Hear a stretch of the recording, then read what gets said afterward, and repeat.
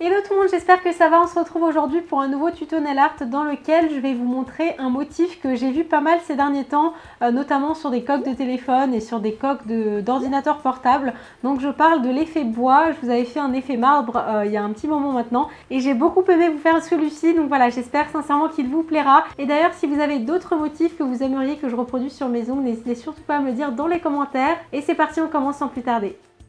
Comme toujours, avant de commencer, je vais appliquer ma base pour protéger mes ongles du pigment du vernis. Et pour la teinte du vernis, justement, j'ai appliqué un vernis un petit peu coquille d'œuf, mais tous les vernis Share Nude conviendront très bien pour ce nail art. Et je vais appliquer ce vernis en 2 couches, donc comme d'habitude, j'applique la première couche en couche bien fine pour qu'elle sèche rapidement, et la seconde plus en épaisseur pour obtenir plus d'opacité.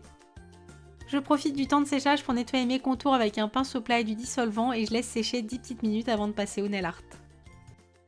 Alors pour le nail art, c'est très simple, je commence par poser une goutte de vernis marron clair sur une palette ou sur un petit bout de plastique et avec un pinceau liner, donc c'est tout simplement un pinceau fin mais avec les poils beaucoup plus longs, je vais commencer par tracer une ligne pas forcément droite et je vais tracer plusieurs lignes parallèles de façon à recréer les nervures du bois. Donc pour ça, comme souvent, je vous recommande d'avoir une petite photo à côté de vous pendant que vous faites le nail art pour vous en inspirer. Et j'ai tracé aussi bien des lignes parallèles que des motifs un peu plus fermés en forme d'œil que je vais entourer de lignes parallèles un petit peu comme des parenthèses et c'est vraiment ça qui va donner cet aspect bois à notre motif.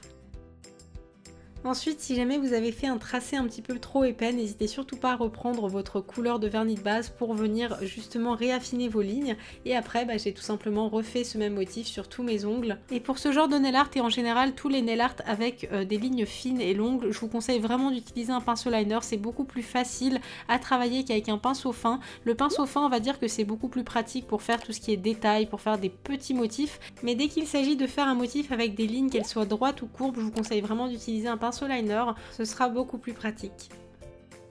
Sinon, vous me demandez souvent de vous faire des tutos nail art pour les ongles courts, les ongles rongés. Et ce nail art et plus généralement tous les nail art à motifs, c'est typiquement des nail art que vous pouvez reproduire quelle que soit la longueur de vos ongles, tout simplement parce que vous n'êtes absolument pas obligé de faire autant de lignes. Vous pouvez vraiment adapter ça à la taille de vos ongles, donc ce nail art est parfaitement adapté si jamais vous avez les ongles courts.